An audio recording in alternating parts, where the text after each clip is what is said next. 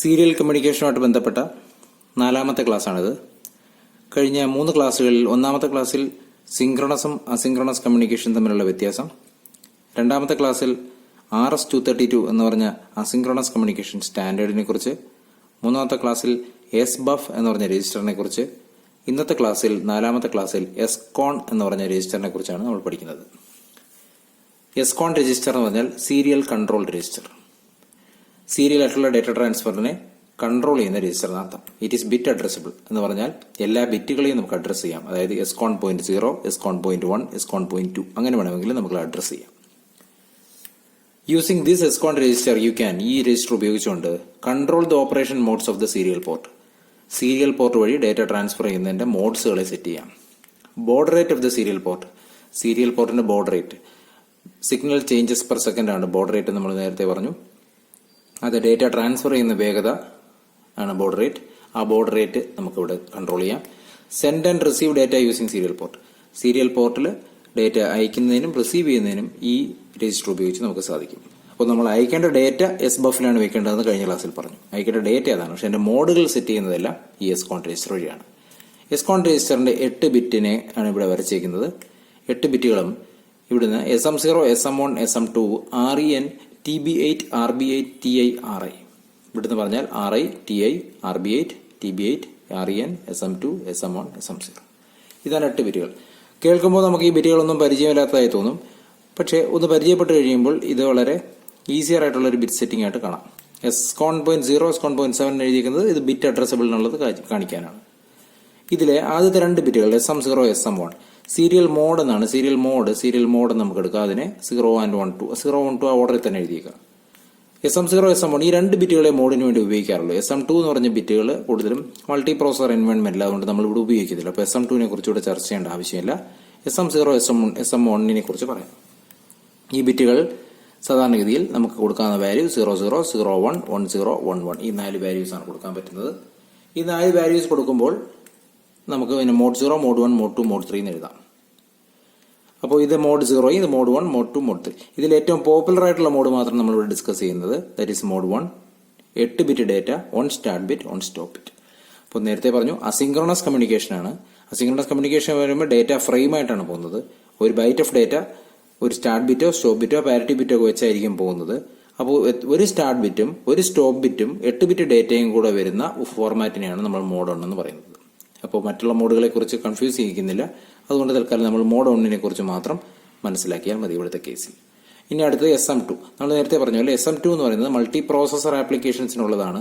ഇവിടുത്തെ കേസിൽ നമ്മുടെ സിമ്പിൾ ആപ്ലിക്കേഷൻസിൽ ഉപയോഗിക്കാത്തതുകൊണ്ട് SM2നെ തൽക്കാലം നമ്മൾ 0 എന്ന് ഉപയോഗിക്കും. അപ്പോൾ SM0, SM1 ഉപയോഗിക്കുന്നതിന് തന്നെ മോഡ് 1 ഉള്ളൂ. SM2 0 എന്ന് ഉപയോഗിച്ചു. Next bit is REN. അതെന്താണെന്ന് നോക്കാം. ഈ REN എന്ന് പറഞ്ഞ ബിറ്റ് റിസീവ് എനേബിൾ എന്നാണ്. REN receive enable, EN for enable. അതായത് സീരിയൽ കമ്മ്യൂണിക്കേഷനിൽ SCON ഉപയോഗിച്ച് ഡേറ്റ റിസീവ് ചെയ്യാനും ട്രാൻസ്മിറ്റ് ചെയ്യാനും പറ്റും. റിസീവ് ചെയ്യണമെങ്കിൽ ഈ ബിറ്റ് ഉണ്ടാക്കണം. ട്രാൻസ്മിറ്റ് മാത്രമേ ഉള്ളെങ്കിൽ ഈ ബിറ്റ് നമുക്ക് 0 ആക്കി ഇടാം. മനസ്സിലായല്ലോ? റിസീവ് എനേബിൾ, ഈ ബിറ്റ് 1 ആണെങ്കിൽ നമുക്ക് റിസീവ് ചെയ്യാനും ട്രാൻസ്മിറ്റ് ചെയ്യാനും സാധിക്കും. ഈ ബിറ്റ് 0 ആണെങ്കിൽ only reception. Then TB8, RB8 ഇതും കൂടുതലായിട്ട് transfer bit 8, transfer receive bit 8 എന്ന് പറയുന്നത് മോഡ് 2 ആൻഡ് മോഡ് 3 ആപ്ലിക്കേഷൻസിലാണ്. ഇത് നമ്മൾ ഡിസ്കസ് ചെയ്യാത്തത് കൊണ്ട്, ഇവിടെ നമ്മൾ ഇതിനെ കൂടുതലായിട്ട് എക്സ്പ്ലെയിൻ ചെയ്യാത്തത് കൊണ്ട് നമ്മൾ ഈ 2 ബിറ്റുകളെയും തൽക്കാലത്തേക്ക് സാധാരണ നമ്മുടെ ആപ്ലിക്കേഷൻസിന് 00 എന്ന് ഉപയോഗിക്കും. Transmit bit 8, receive bit 8. അപ്പോൾ ഇവിടെ 3 ബിറ്റുകൾ നമ്മൾ ഉപയോഗിക്കുന്നില്ല. ഏതൊക്കെയാണ്? SM2 0 ആണ്, കാരണം അത് മൾട്ടി പ്രോസസർ ആപ്ലിക്കേഷൻസിനാണ്. ഈ TB8, RB8 ഇത് രണ്ടും 0 ആണ്. അപ്പോൾ ഇവിടെ നമ്മൾ 3 ബിറ്റുകളെ കുറിച്ച് പറഞ്ഞോളൂ. മോഡ് സെറ്റ് ചെയ്യുന്ന 2 ബിറ്റും ഒരു receive bit. Then TI and RI അത് ഒരേ പേരിൽ തന്നെ അറിയപ്പെടും. TI transmit interrupt, RI receive interrupt. ഇത് 2 ഫ്ലാഗുകളാണ്. എന്താ ഫ്ലാഗ് എന്ന് പറഞ്ഞാൽ ഇൻഡിക്കേഷൻ ആണ്. Sign flag, 0 flag, carry flag, carry വന്നിട്ടുണ്ടോ എന്ന് അറിയിക്കുന്ന ഫ്ലാഗാണ് ക്യാരി ഫ്ലാഗ് എന്ന് പറയുന്ന പോലെ. Transmit interrupt flag and receive interrupt flag എന്നാണ് TIയുടെയും RIയുടെയും പേര്. SBUF-ൽ വെക്കുന്ന ഡേറ്റ നമ്മൾ ട്രാൻസ്മിറ്റ് ചെയ്യും. ഡേറ്റ റിസീവ് ചെയ്യുമ്പോൾ കിട്ടുന്നത് SBUF-ലേക്കാണ്. ഇത് നമ്മൾ കഴിഞ്ഞ ക്ലാസ്സിലും പറഞ്ഞു. അപ്പോൾ SBUF-ൽ ഡേറ്റ വെച്ച് ട്രാൻസ്മിറ്റ് ചെയ്ത് കഴിഞ്ഞാൽ എല്ലാ ഡേറ്റയും സീരിയൽ ഡേറ്റ ട്രാൻസ്ഫർ ആണ്. ഓരോ ബിറ്റ് ആയിട്ടാണ് പോകുന്നത്. അല്ലെങ്കിൽ ഒരു ബൈറ്റ് ഡേറ്റ വിത്ത് സ്റ്റാർട്ട് ബിറ്റ്, സ്റ്റോപ്പ് ബിറ്റ് ഇങ്ങനെയാണ് പോകുന്നത്. ചേർന്ന് പാരിറ്റി ബിറ്റ് ചേർന്ന് ഫ്രെയിം ആയിട്ടാണ് പോകുന്നത്. എല്ലാ ഡേറ്റയും ട്രാൻസ്മിറ്റ് ചെയ്ത് തീർന്നു എന്നുള്ള ഇൻഡിക്കേഷനാണ് TI ഫ്ലാഗ്. ഒരു ഡേറ്റ റിസീവ് ചെയ്തു, ഒരു ഡേറ്റ റിസീവ് ചെയ്ത് SBUF-ൽ എത്തിയിട്ടുണ്ട് എന്നുള്ള ഇൻഡിക്കേഷനാണ് RI ഫ്ലാഗ്. അപ്പോൾ ഇത് രണ്ട് ഫ്ലാഗുകളാണ്. ഈ ഫ്ലാഗ് ഇൻഡിക്കേറ്റ് ചെയ്യുന്നത് എന്താ? ബേസിക്കലി ഇത് രണ്ട് 00 ആയിരിക്കും, നോർമലി 00 ആയിരിക്കും. ഒരു ഡേറ്റ ട്രാൻസ്മിറ്റ് ചെയ്ത് തീർന്നാൽ ട്രാൻസ്മിറ്റ് ഫ്ലാഗ് ഓൺ ആകും.